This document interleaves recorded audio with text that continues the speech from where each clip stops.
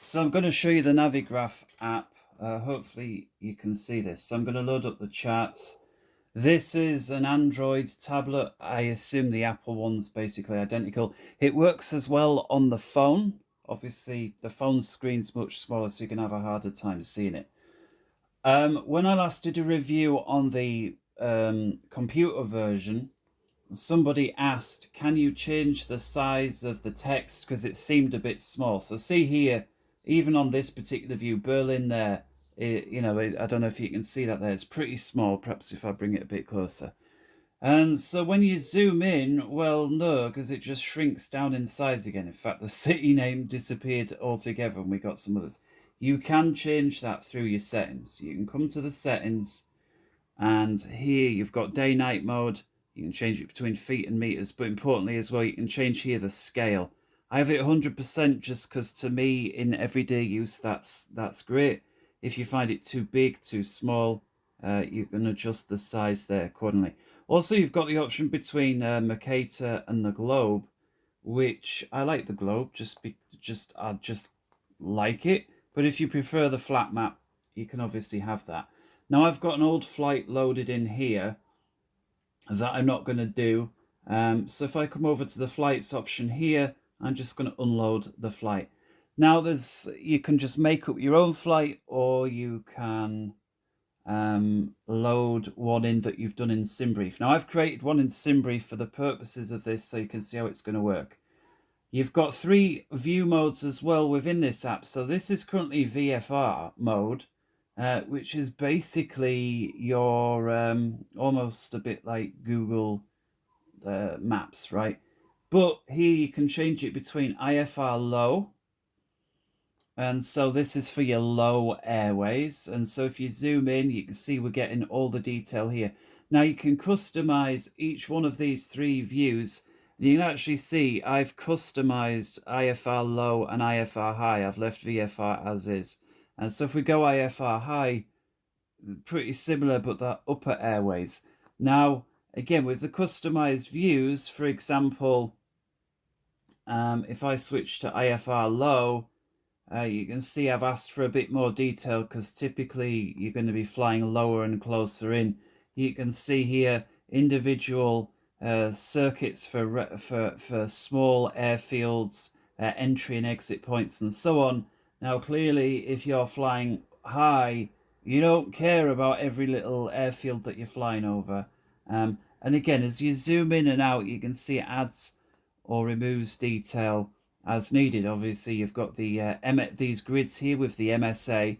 And for those wondering, when you are flying Flight Sim, whether it's xPlane, Flight Sim 2020, not DCS, but the other two, you do see the icon on this map, even on the tablet, where your aircraft is. So if I was to load up xPlane now and start and load into, let's just say, Heathrow, and then run this app, I would see my aircraft icon on the map here. So you can see where you are. And, follow along if you want. Right, something else then. So, again, there's a couple of different ways. You can just make up your flight as you want. I'll show you that real quick. So, for example, let's just go from this airfield here. And again, you can zoom all the way in. And you can see you get all the detail. This is a new, I say new, it was new in the last few months to this app. You can also, with 2-finger drag, and get a 3D view. So you can see the airfield there, and you can twist it round.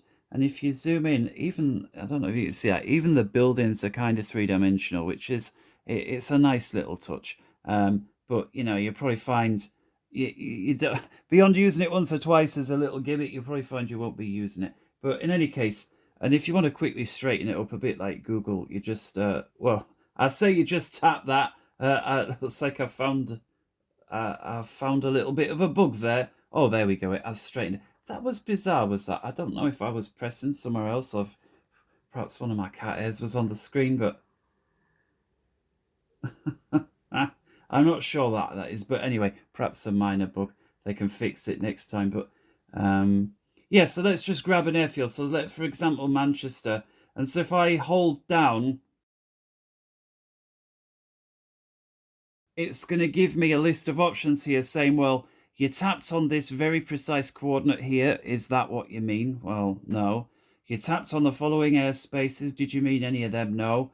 And these were the nearest airports. Well, Manchester was where I wanted. So I can actually tap on Manchester. Now, it could give me more information on Manchester if I wanted. So press the I here. And yeah, I can get the location, longest runway. You know, it's a public airport as opposed to military. But importantly, I can open the airport here, and this is going to give me access to all the charts. And so, you know, for those wondering your SIDS and stars, that's this kind of thing here, right? So that's how I get to Manchester. So here we are in the UK again. I'm going to customize a flight. You can, of course, load one in, as we've said, but let's go over a custom one real quick. So I'm just going to choose my departure as Manchester Airport in the UK. And the way I'm going to do that is just select, press as basically as bang on as I can to the airport. That's going to give me this here. And I'm going to hit add to route. And you've obviously got the choice. Is this your origin or your destination? Yeah, your arrival or departure. So let's go origin, EGCC, which is Manchester, add. As easy as that.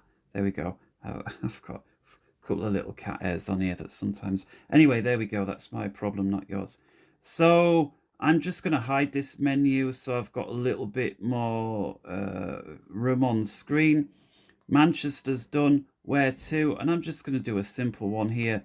To Newcastle. So again, selecting the airfield, add to route. That's going to be destination. So now you see EGCC, EGNT, add. Boom. There we go. Flight's done.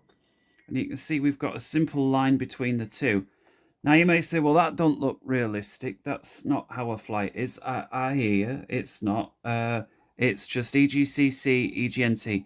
There is this auto route button. So let's hit it. Now the choice... Do you want to auto-route airways low or high? Well, as we see there, it's about 100 nautical miles. I think it says 103. So really, we don't really got the chance to get high. Because, you know, if we were high, we'd need 100 and some miles to descend anyway. So let's go low, create, and that's going to auto-route it. Now, in this particular case, that's a super simple, you know, no expense spared with that one, right? A solitary waypoint, Pole Hill, the VOR near EGM, and that's this Pol, P-O-L there. And so it's Manchester to Pole Hill to Newcastle. So you may say, well, what about the SIDS and stars? What about all that? Yeah, entirely, right? So if we come over here on the left-hand side to the flights, this is what we're currently working on. Manchester to Newcastle. And again, this is all populated based on what we've just selected. So we see here briefly Manchester VFR conditions, so we can get more information on that if we wish. I'll just show you real quick. So if we hit the I symbol here, here's the information for Manchester. Let me just hide that so we get a bit more view here. If we open the airport and come over here, this is again one of the newer additions to SimBrief, Navigraph, a Freudian slip that didn't used to be. We come over to the weather page here, the weather tab. We can see this is live right now as I'm doing this. VFR conditions 32 minutes ago, EGCC, and again, this is the meter raw data, right? 260720 Zulu, which basically means on the 26th day of the month at 20 past 7 Zulu, this was auto-generated. Winds 170, 4 knots, variable 140200. Visibility 10,000 or greater, no clouds, temps 14, dew point 11, QNH 1012, right? And then all of that is then laid out down there. So if you don't understand the gobbledygook, you can pretend you know what you're on about by reading this. And it even translates from Celsius to Fahrenheit. It's got the humidity there and translates between QNH and altimeter, which is useful as well. All right. So it's also got NOTAM stuff on, which obviously don't really apply if you're simming, but you know, if you like that sort of thing, knock yourself out. Comms, it's got all the different ATC frequencies that you could possibly want. including Scottish, the ATIS, the fire brigade frequency. Try that on your sim, see how far you get. Anyway, so that's in there. So let's get rid of that. Let's get back to the flight at hand then. And so Manchester to Newcastle.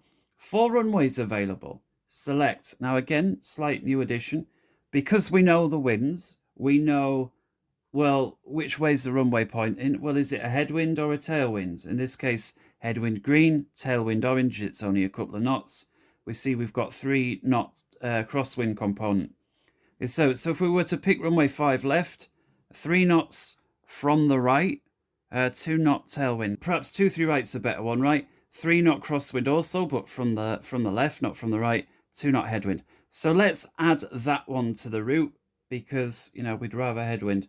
Now we've got the departures, 24 available from Manchester. Well, there ain't going to be that many that takes us from 2-3, was it? From 2-3 right we selected.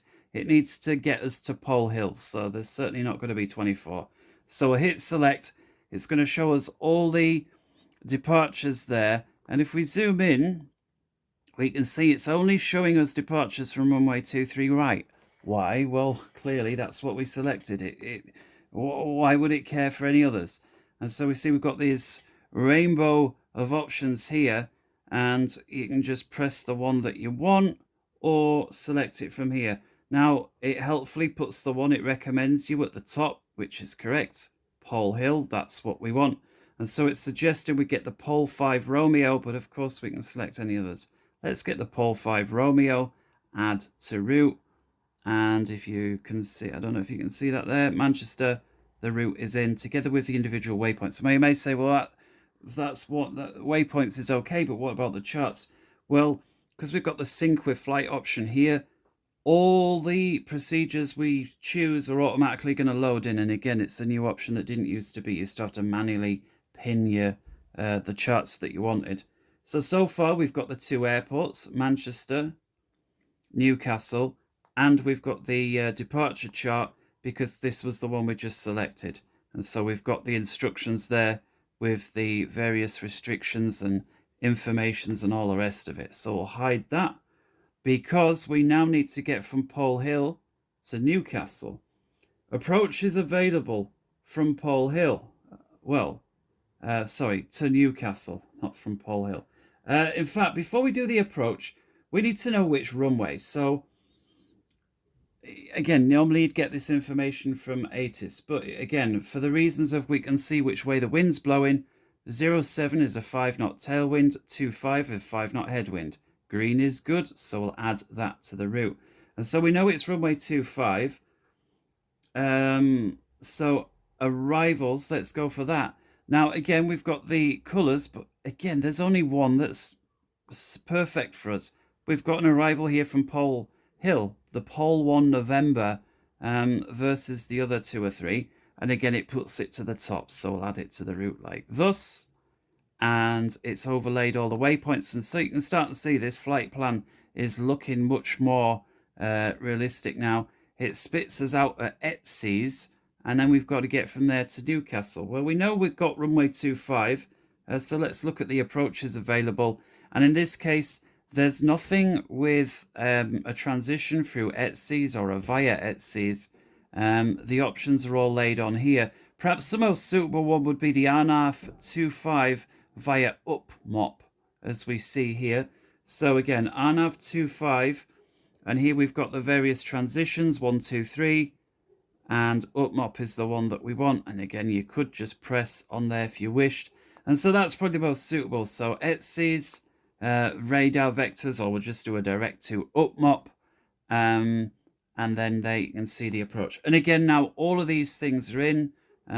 So there's the Arnav, there's UpMop, and you know, there's the approach information there. And so that's how you create your own flight plan using the app if you wish. And again, that shows some of the airport info as well. And now I'm just going to really show you how to really quickly load in one that I've already done. So I'm going to unload the flight plan.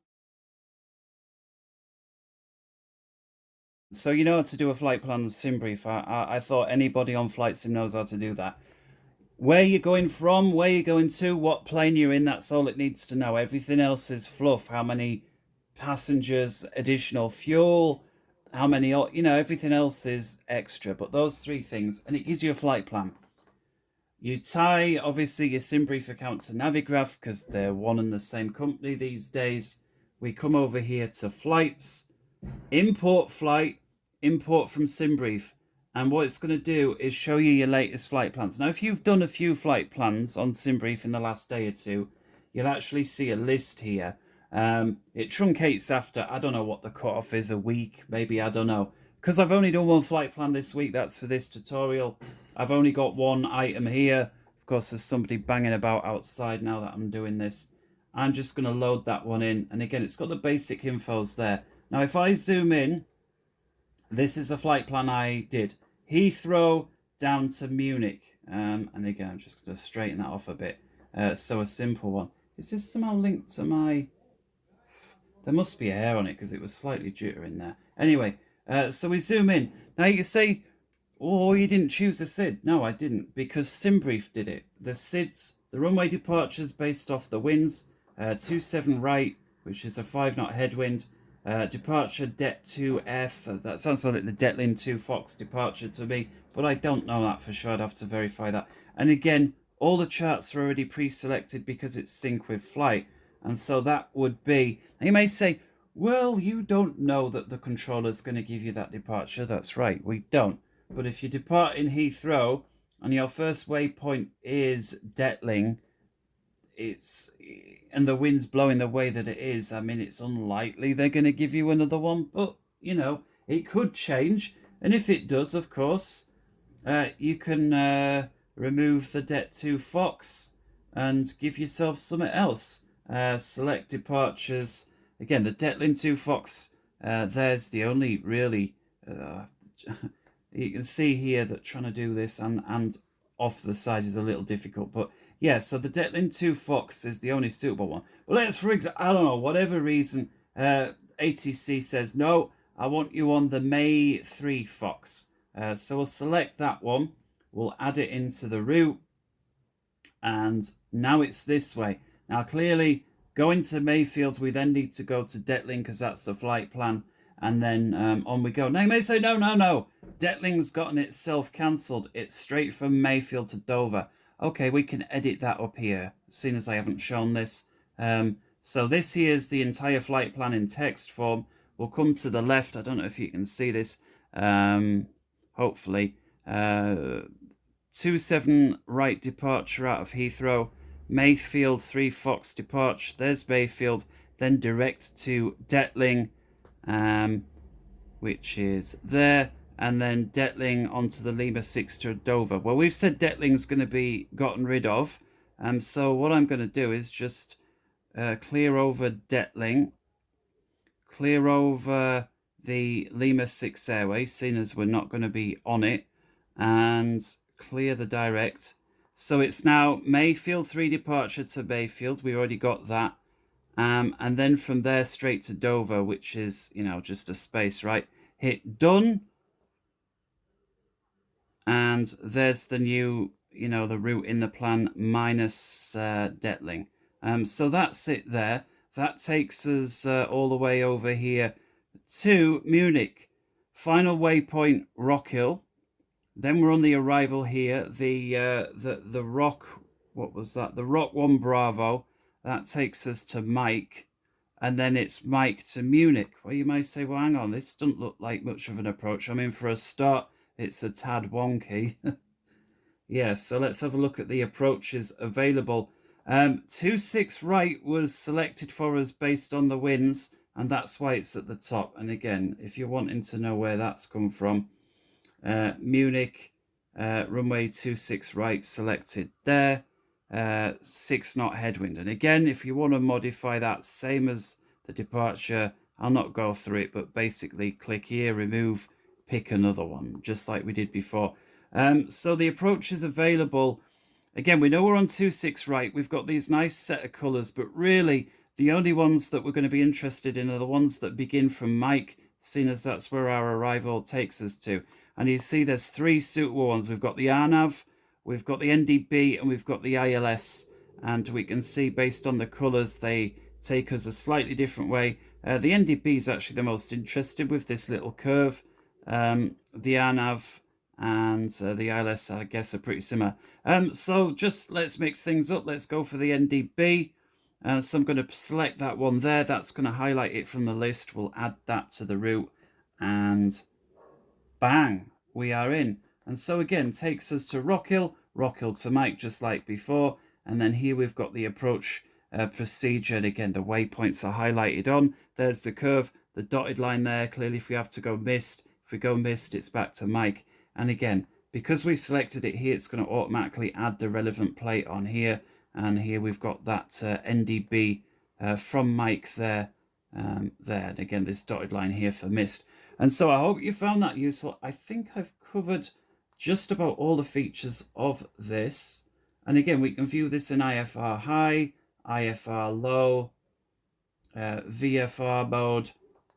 And again, it shows the terrain. And again, if you zoom in, it's got waypoints in, clearly terrain heights, MSAs, beacons, name of towns. You know, you can do it as you like. And again, I prefer the glow view, but you can change that in the settings.